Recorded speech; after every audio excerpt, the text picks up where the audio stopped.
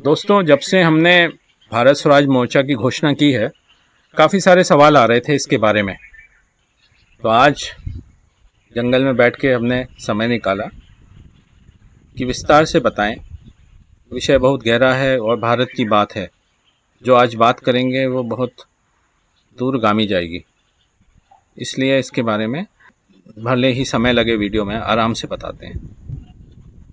तो पहला भाग ये है कि पृष्ठभूमि क्या है, भूमिका क्या होगी, फिर तीसरा उसका उद्देश्य क्या होगा, कैसे करेंगे और कैसे जुड़ना है।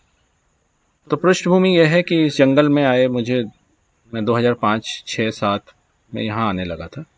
उससे पहले देख रहे थे कि भारत में संपदाओं का नाश हो रहा है, नदियाँ सूख रही हैं, वाटर टेबल नीचे जा रहा है, धरती का नाश हो रहा है, पलायन पहले गर्व से होता था, अब पैसे के पीछे होने लगा और परिवार टूटना एक आम बात होने लगी। उसके साथ साथ जो विसंगतियाँ आती हैं समाज में कि किस प्रकार से हर चीज़ का एक बड़ा मूल्य देना पड़ता है, चाहे इलाज का, चाहे शिक्षा का, और हर संवाद में पैसा एक हावी होता है। वो पैसा जो भारत पहले सोशल कैपिटल या कल्चरल कैपिटल के फॉर्म में रखता था, ठीक है, या नेचुरल कैपिटल के फॉर्म में, ना कि एक कृत्रिम पैसा जो कोई छाप ले और जो उस छपे हुए पैसे का एकाधिकार रखे, उसके साथ साथ वो नियम कानून का भी इस्तेमाल कर ले, वो तकनीक को भी उपभोक्तावादी बना दे। तो ये मुझे थोड़ा दिखने लगा था, एक ऐसा मॉडल आएगा कि इंसान सब छीन छीन के ही जिएंगे प्रकृति से और फिर एक दूसरे से। इतनी लंबी 20 साल की यात्रा में कुछ गुरुओं ने सूत्र दिए, वो मैं साझा करना चाहता हूँ, उससे आगे की भूमिका समझ आएगी। तो एक सूत्र तो ये था, जब मन में सवाल आया कि किस प्रकार से ये जंगल या किस प्रकार से हमारी संपदा, जो केमिकल से बन रही संपदा है, जो खेत खराब हो रहे हैं, उनसे किस प्रकार से हम मुकाबला करेंगे। वहाँ तो पैसा छप के किसी भी चीज़ का कुछ भी रेट लगा देता है, और यहाँ महुआ के लिए 6 रुपये भी नहीं है इनके पास, ठीक है। वो चीज़ जो 60-100 रुपये औषधि की तरह और ज़्यादा काम करती है।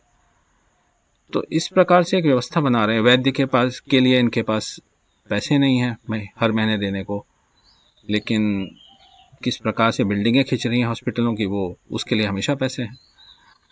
तो हमारी हजारों सालों की शोध का परिणाम था, प्रैक्टिस का परिणाम था, उसको दरकिनार करके कुछ और चीज़ हावी हो रही है।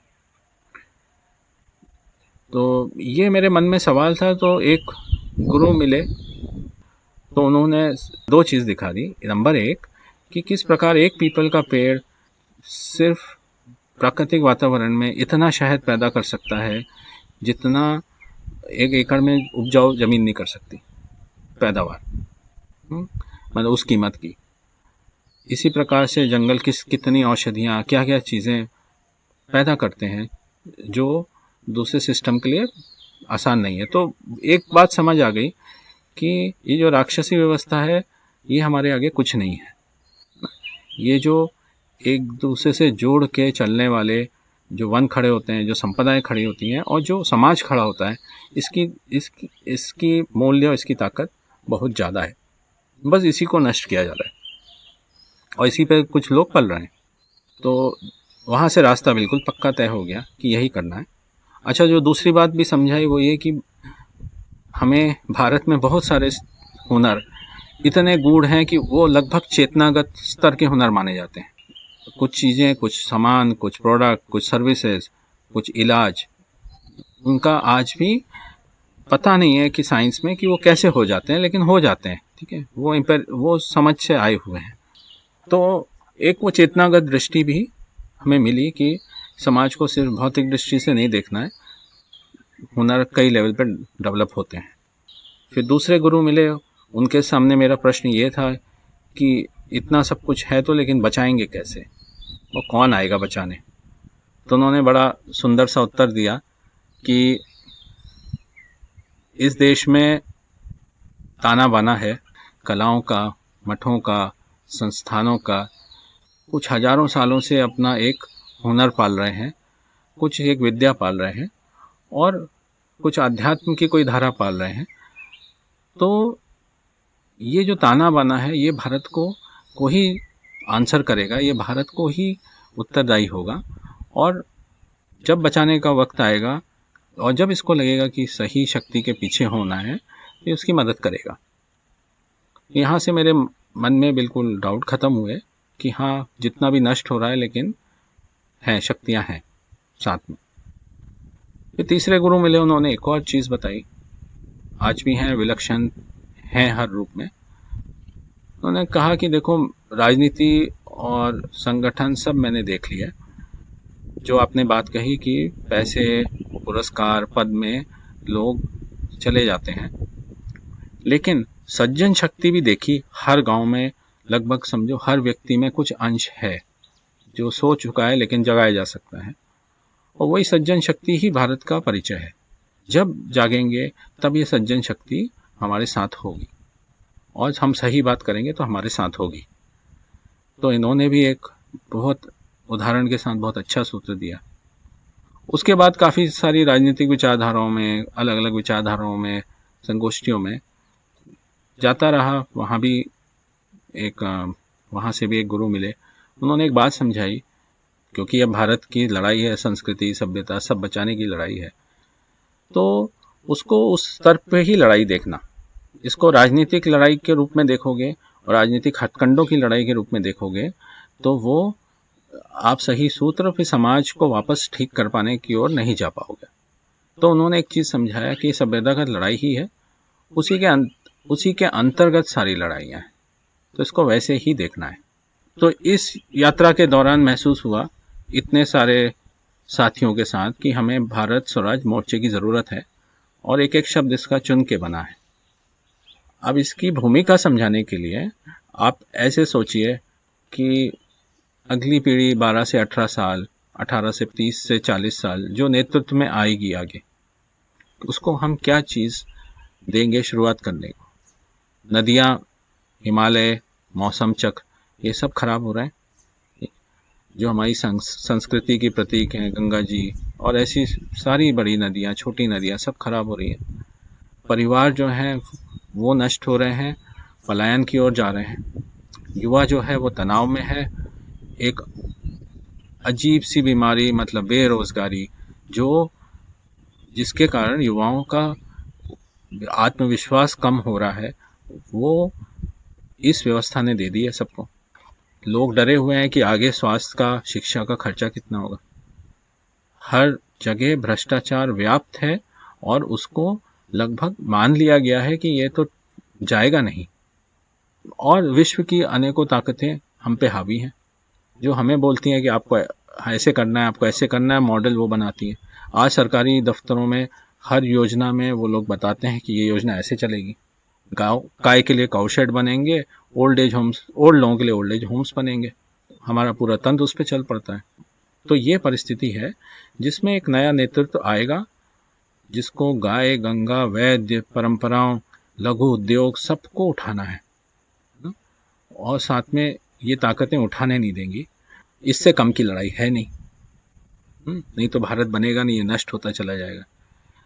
तो यहाँ से भारत स्वराज मोर्चे की भूमिका चालू होती है।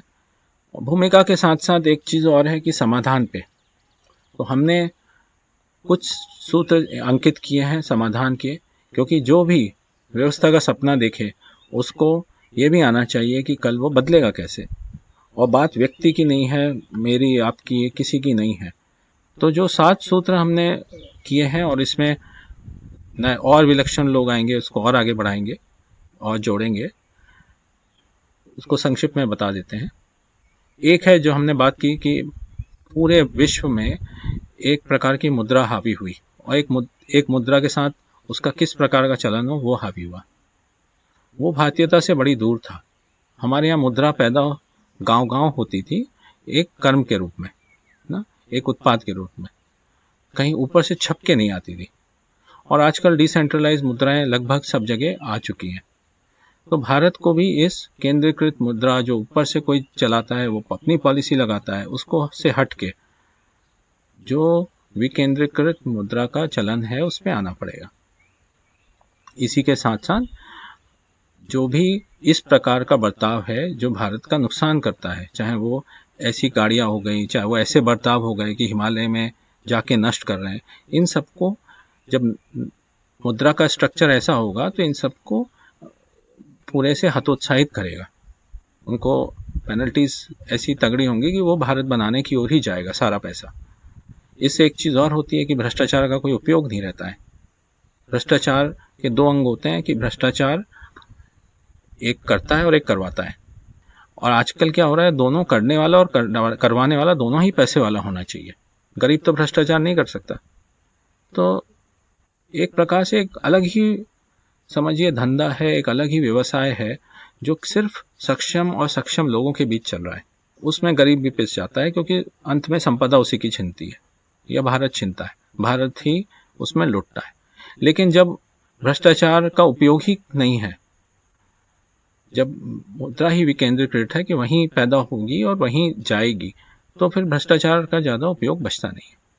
दूसरा सूत्र यह कि जिस प्रकार से भारत के गोल्डन पीरियड में सत्ता समाज के साथ भी बटी हुई थी और मठों के साथ भी बटी हुई थी, और मठों से मेरा आश्रय सिर्फ धार्मिक मठ नहीं है, सामाजिक भी हैं, अलग अलग वर्गों के भी हैं, सबके हैं, सबके साथ बटी हुई थी। तो इसको विकेंद्रीकृत करने के लिए ही राज्यसभा जैसा ढांचा जो अनोखा है पूरे विश्व में हमारे यहाँ बनाया गया, लेकिन उसको छीन लिया राजनीतिक दलों ने, जबकि ये होना चाहिए था समाज से आते हुए लोगों का। तो इसको वापस वहीं लेके जाना पड़ेगा। और आज की डेट में डिजिटल इतना इजी है, डिजिटल रिकॉर्ड्स इतने इजी हैं, किन संस्थाओं में से प्रतिनिधि जाएंगे, किसके ज़्यादा लोग हैं, वो सब डिजिटली बहुत आसान है। ये दूसरा सूत्र है। तीसरा सूत्र है, जिस प्रकार सत्ता या पावर में अंकुश होना चाहिए, उसी प्रकार विकेंद्रीकृत तंत्र। आज क्या हो रहा है, लोग चंद IAS, चंद कलेक्टर, चंद कमिश्नर, ISP बनने के लिए क्या नहीं कर रहे हैं। और आप विदेशों में जाओ, क्या आपने सुना है अमेरिका में ऐसा होता है? क्या आपने सुना है कि यूरोप में ऐसा होता है? तो हमारे यहाँ क्या चल रहा है? जापान में सुना है क्या ऐसा होता है?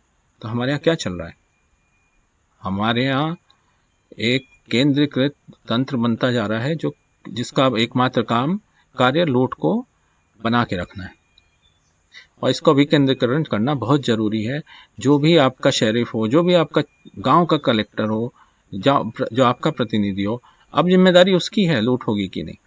ठीक है, तो आप देखिए US में पुलिस चीफ है, फायर पुलिस चीफ आए थे मेरे पास कुछ समय पहले, कैसे बने? इसी प्रकार चुन के।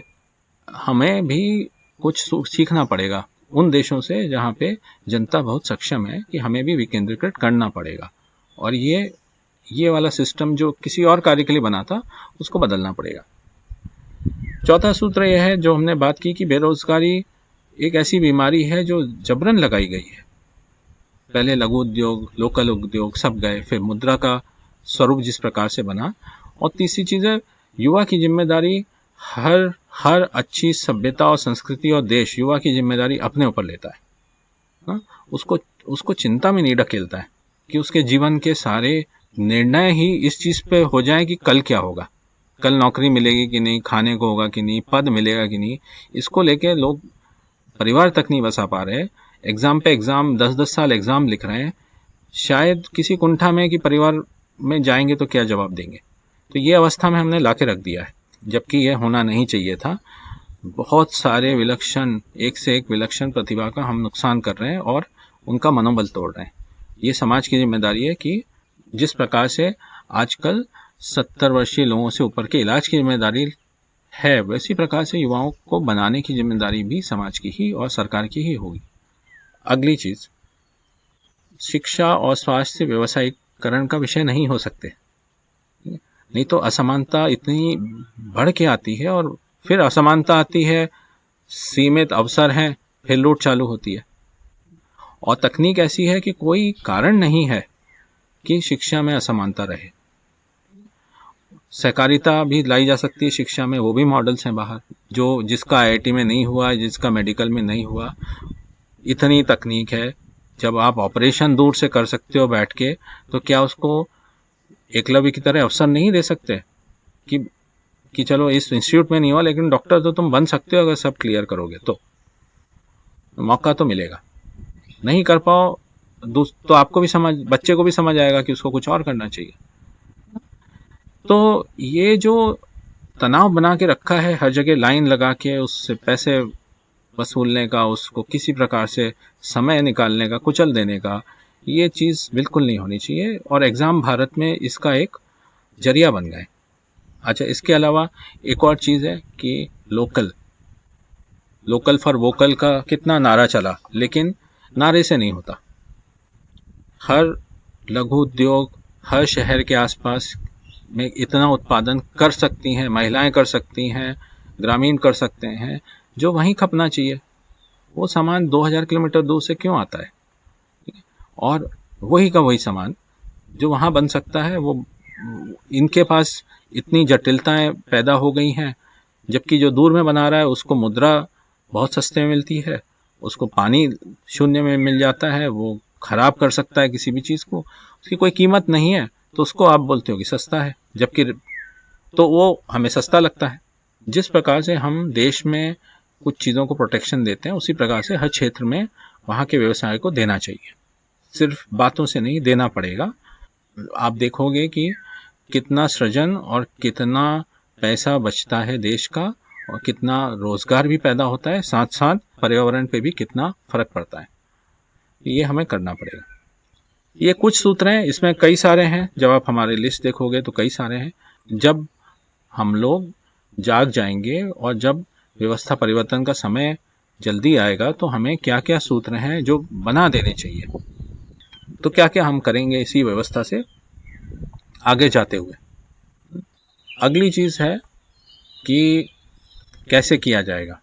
तो हम हर प्रकार के ताने बाने को वापस जगाने में लगे हैं। इसमें जितने लोग शामिल हो जाएं, उतना जल्दी ये कार्य हो जाएगा। हम ट्रेनिंग भी ले रहे हैं युवाओं की, मुफ्त ट्रेनिंग है। उसमें भारत को भी समझाते हैं, बहुत सारी गहरी सूत्र भी समझाते हैं, और किस प्रकार से व्यवस्था बदली जा सकती है वो भी समझाते हैं। तो ये एक, मेरा मानना है, हर युवा को जागरूक भी होना चाहिए, देश के प्रति भी, राजनीति के प्रति भी, और ये ट्रेनिंग अटेंड करनी चाहिए। और इसमें हम सरल रूप से ये भी समझा देते हैं कि भाई राजनीति में कैसे आना है, कैसे आपको बदलनी है उस राजनीति को।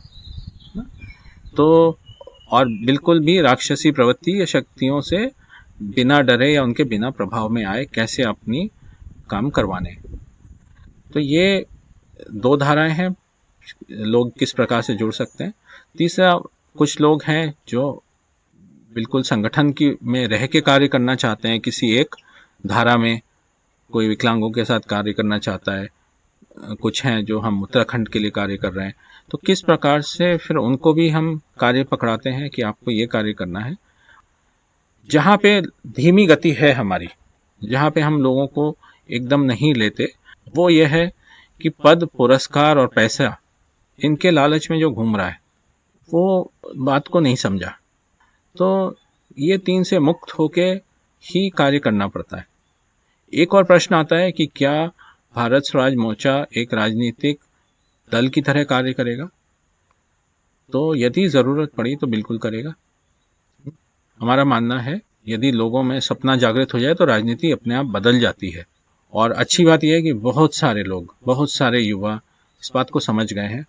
आप भी जल्दी से जल्दी अपना मन बनाइए। हमें अगली पीढ़ी को क्या भारत देना है, ये हमें अभी तय करना पड़ेगा। वो जो 2047-2057 के जो प्लान हैं, वो फलीभूत नहीं होने वाले, वो किसी ने नहीं देखे और वो भटकाने के लिए हैं। जबकि हम जो कह रहे हैं वो हाथ के हाथ होगा। ठीक है, बस सबकी इच्छा शक्ति होनी चाहिए।